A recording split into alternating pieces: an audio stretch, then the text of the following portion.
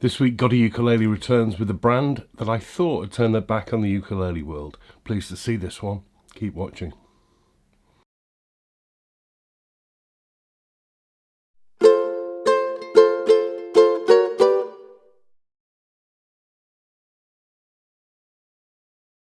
Hello everyone, welcome back. It's GotAUkulele review day, returning after my week off. This is the summary video review. As always, there's a link below each of these reviews which will take you back to the website. Lots more information about these. This is just a condensed summary. You'll also find some links down there below every video that allow you to do what these people have done. I'm being polite, as I was always brought up to be, and say thank you to people who have helped keep this site going with their kind donations, Patreon, buy me a coffee, that kind of thing. That's the only reason I can keep doing this, because I will not take money from brands and stores to write reviews like some reviewers do. They're just adverts. They're no use to you. These are impartial. So my eternal thanks to these people. And you can also help me out in the easy way by subscribing to the YouTube channel. Hit the bell symbol, you get notified of new stuff that comes up. Right, that introduction, yeah, there's a brand, a Chinese brand that I've looked at a couple of times before in the past, and they were superb. Really, really good vintage style, very much in the vein of old Martins, made in China, but just superbly finished and just great instruments. The brand's called Eastman, and those models I looked at before were in the EU1-C series. And then I was told, oh no, they've stopped making them. Now I'm a bit confused here because I've had a couple of people comment to me saying you can still get them. I can't find them in any UK dealers, and certainly they're not on the Eastman website anymore. That was the EU3. Then I was told they've introduced a couple of new lines, the EU1 line and the EU2. And I'm having a look at the EU1. This is the EU1-C concert. Okay, these two lines, what I'll say from the outset is that they take the price down on the originals quite considerably.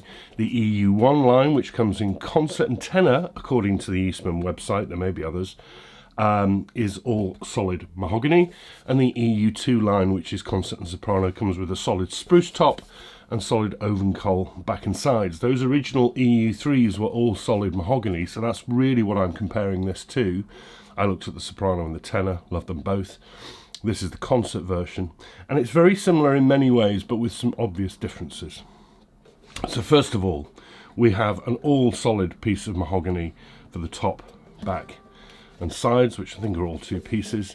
And as you can see, interesting, nice grain, good quality. It's got a kind of a sunburst finish to it, but we'll come on to the finish in a moment because that's one of the main changes from the EU3 series. But this is a very vintage looking instrument. It's a really skinny, small bodied concert, very narrow across here, small instrument, none of these modern swoopy things, but looks very Martin. I mean, it is a Martin template, or like Sigmas and things like that. I think this is a very, very attractive instrument, bar my comment on the finish that I'm going to come on to. The bridge is made of rosewood. Interestingly, it's a slot style, and it's also a slot style on the tenor. It's extremely tidy, but I think it's really pale wood on this example because it doesn't match the fingerboard. It irritates me, it stands out. It's a really minor gripe, isn't it? Sitting in that is a bone saddle with a slight curve to the top of it this way, which is interesting considering there is no radius on the fretboard, so that's confused me a little bit.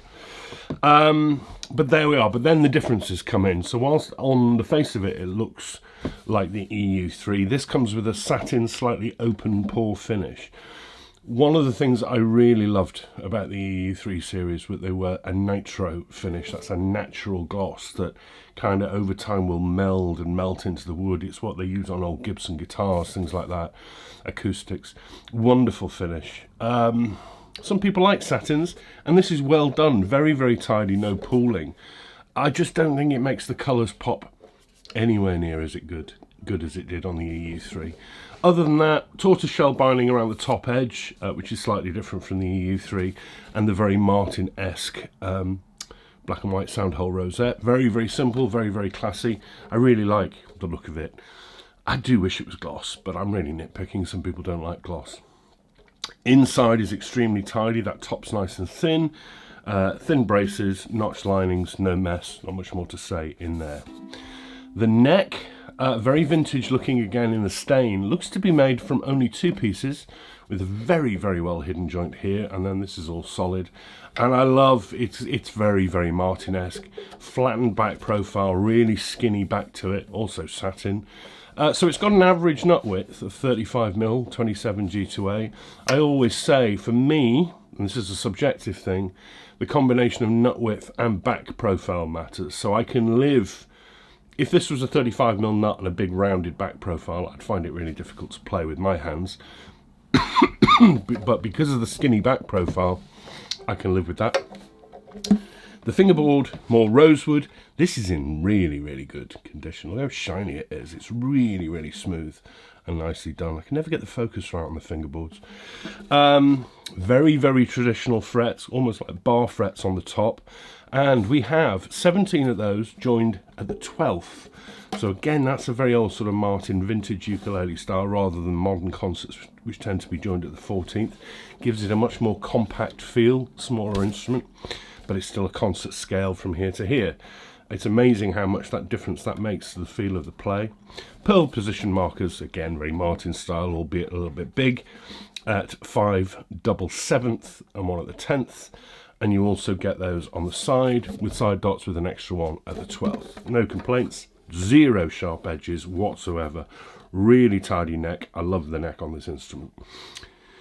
The nut is made of bone, Eastman headstock. Simple enough. Yeah, that's nice enough. The Eastman logo at first glance looks like those horrible Martin ones which are greeting card stickers, because it is some sort of a sticker, but it's under the satin, so it's not going to peel off under your clip-on tuner. I can live with that. That's really quite nice, actually. I like that on the originals as well. The tuners are another downgrade from the EU3. On the EU3 they used, I think they were Grovers, or possibly Eastman's own copy of Grover Brown, but they were really good quality. These are part spin stuff. Actually, these work okay, but look at the gunk. They're a bit mucky. They work all right, but I'd rather see the Grovers there. But let me come on to the price in a moment. And the final downgrade on the price, those original EU3s came with a really, really good quality hard case, really good quality. We now have a padded gig bag, which I don't really much care for the colour of, to be honest, with the Eastman branding on it. But this is really good quality. This is good as those flight red cases. This is good as the padded cases you'll get with a Martin. And that's the thing, you see, the price. Because those original Eastmans were $450 for a concert, something like that, $475. Certainly the tenor was pushing 500 quid. This concert, RRP, which I suspect will get beaten by some stores, £199. And the tenor, just not a lot more, actually. I mean, that's half the price. More than half the price of the EU3 series. It's also half the price of something equivalent from Martin, I think. Okay, the Martin concerts in Koa, but still a lot cheaper than a Martin. And I think the quality is exactly the same as a Martin, actually. It feels like a Martin, it looks like a Martin. It feels and looks like the original EU3s. Bar that finish, which I miss so much. This is all right, you know, this is nice. And a lot of people like satin. But if you ever saw those nitro finishes on the EU3 in person, you'd see what I mean. But still, I really am being subjectively nitpicking there.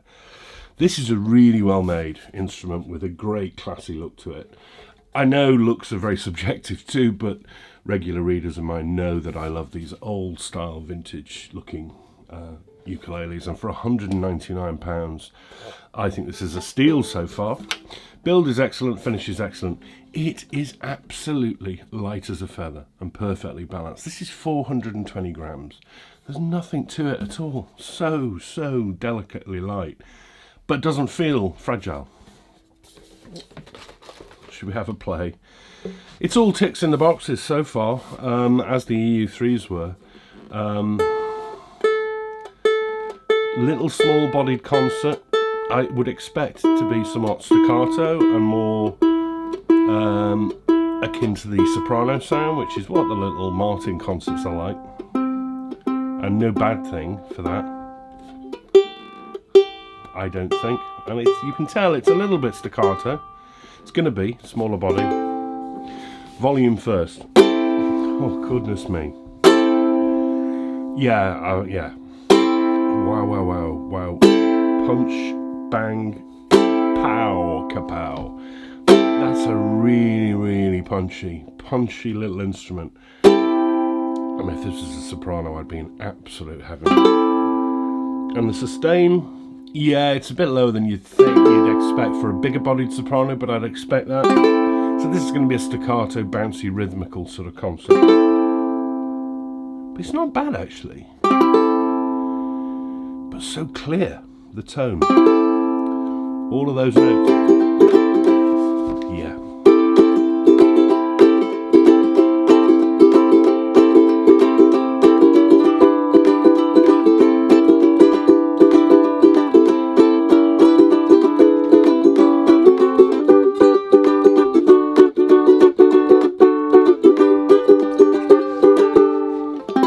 Tuning going out.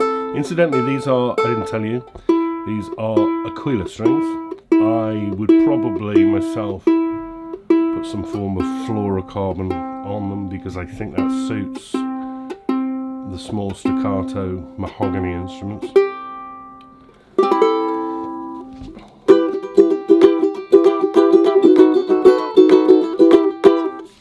Yeah, very peppy and jangly.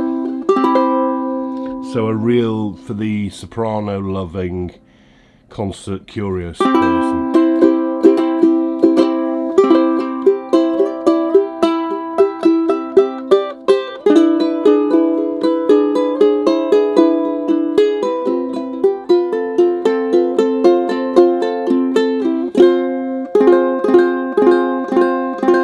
I've been away. My playing is particularly bad. But you know, that's quite pretty played, fingerpick.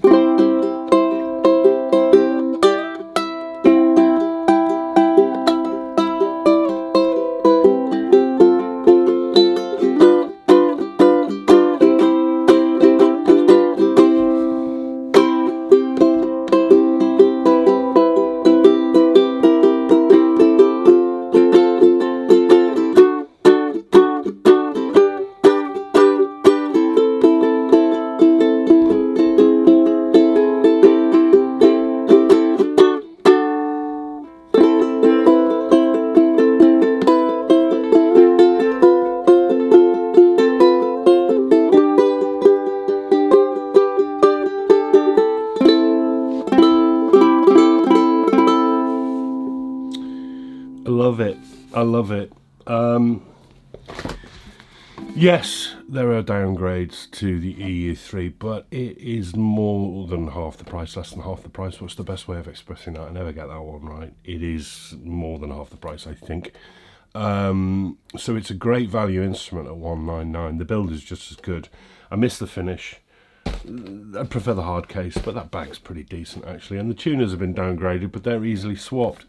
Very, very trad looking, extremely well made, really light, pow, punchy concert from Eastman, the new EU1-C. The EU1 series being the solid mahoganies, the EU2 solid spruce top, solid oak and cold back and sides. Hard to find at the moment. The numbers have not really come through. I was lucky to find this one, but glad I did. Really enjoyed looking at that. I think Eastman really know how to make ukuleles, and they should stick with it rather than messing around with their product line. Right, glad to be back. Thank you very much for watching. Enjoyed that one. And now it's full steam ahead. I don't think I've got another break from the ukulele blog for quite some weeks now, not until the summer holidays with my kids. But other than that, yeah, I've got lots coming. Don't know what's coming next week. And oh, I do know what's coming next week. It's going to excite quite a few people. Really warm in here, so I'm going to finish up and say thank you for watching and your continued support. Enjoy the sunshine if you're in the UK or wherever you are, and have a very good week ahead. Look after each other. See you very soon. Bye-bye.